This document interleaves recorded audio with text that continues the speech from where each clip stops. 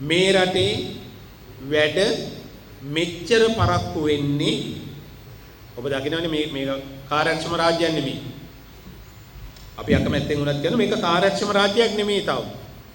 අපි දේශපාලන ව්‍යාපාරයක් ලෙස මොන තීන්දුව ගත්තත් බිම ක්‍රියාත්මක කරන වේගය හරි අඩුයි. අපි උත්සාහ කරමින් ඉන්න එක හදන්න. මේකේ තියෙන ප්‍රශ්නේ තමයි තවමත් එක එක කණ්ඩායම් අතර විශ්වාසය තහවුරු වෙලා නැහැ. ඔය ලෝකේ පොතක් තියෙනවා කියවන්න පුළුවන් අය කියවන්න මම බොහෝ අයට කියනවා.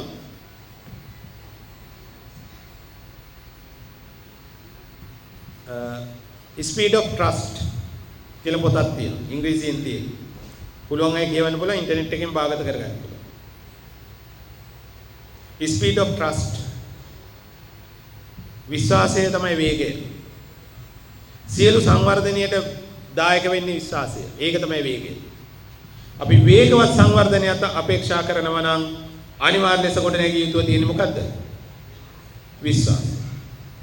සමාජයේ විවිධ කණ්ඩායම් අතර විශ්වාසය කොට නැගියෝ තියෙනවා. විපක්ෂයේ කාර්යභාරයෙන් වෙලා තියෙන්නේ විශ්වාසය බිඳින එක. ඒක තේරුම් ගන්න. දැන් අපි ආණ්ඩුවක් ලෙස සැලකිය යුතු ගමනක් එන්නේ නෝ. හැබැයි විපක්ෂයේ කණ්ඩායම් දිගටම කරන දේ තමයි විශ්වාසය කඩනවා. උත්සාහ කරන විශ්වාසය කඩන. දැන් අපි හිතමු ගල්ලංගුරු සම්බන්ධ ක්‍රියාවලිය. ඒ ගල්ලංගුරු සම්බන්ධ ක්‍රියාවලිය ගත්තම ඒක ඇතුලේ තියෙනවා තීන්දුව සහ තාක්ෂණික ක්‍රියාවලිය. අපි ඊටාම නිවැරදිව තීන්දුව දීලා තියෙනවා. අපි කිසිසේත් මේ තීන්දුව දේශපාලන උවමනාවන්ට යට කළා නැහැ. අපේ හිතවත් අයට මේක දෙන්න නේද? මොකක් කරේ එහෙම ඒ දේශපාලන උවමනාවන්ට යට කරන්නේ නැහැ. අපි ඊටාම පැහැදිලි පිරිසිදු තීන්දුව අරන් තියෙනවා. ඊට පස්සේ ක්‍රියාවලියක් වෙනවා. ක්‍රියාවලිය ඇතුලේ ස්වභාවික ලෙස මතුවෙන්න පුළුවන් දෝෂවලට ඒවටත් තීන්දුව දීලා තියෙනවා. දැන් හැම දෝෂයක් මතුවෙනවා. දැන් මොකද කරන්නේ?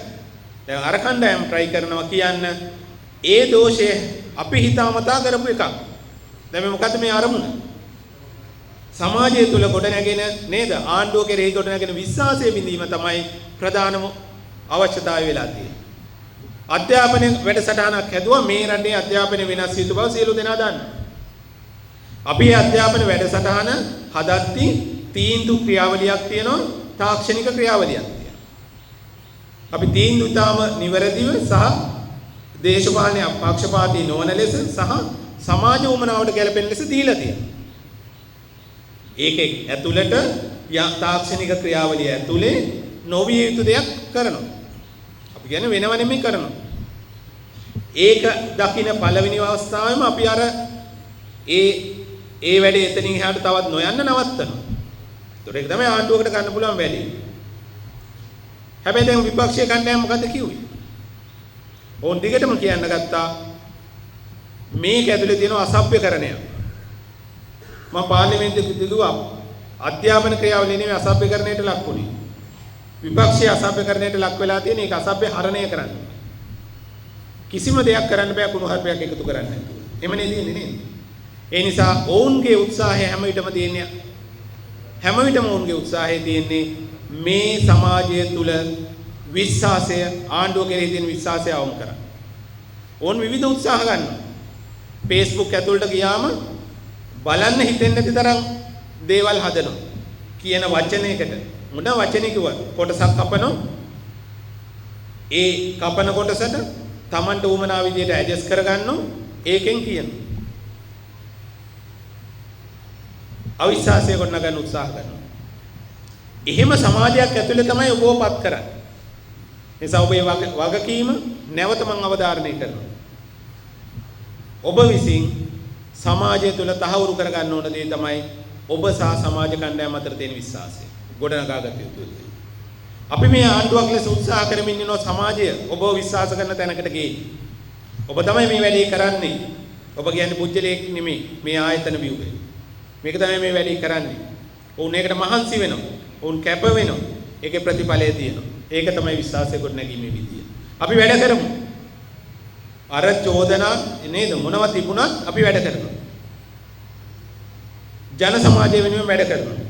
අපි දන්නවා අපි මොනවද අයින් කරගෙන තියෙන්නේ සහ සමාජයට දීලා තියෙන්නේ මොනවද කියලා. කලින් තිබුණට වඩා සැලකිය යුතු මට්ටමක ඔබේ ජීවිත උසස් කරන්න අපි සමත් වෙලා තියෙනවා.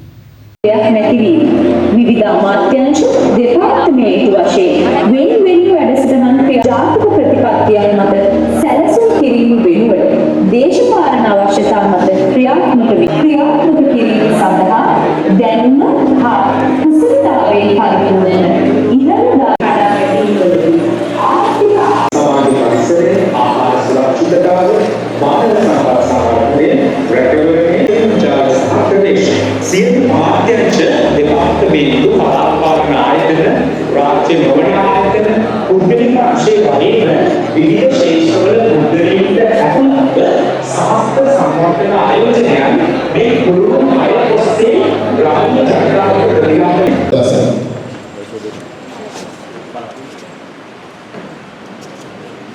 මුලන බටහිර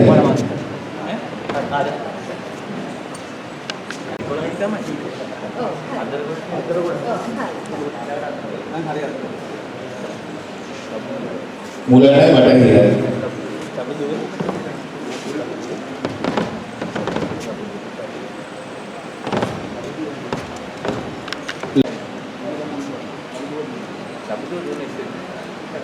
ලබුදුව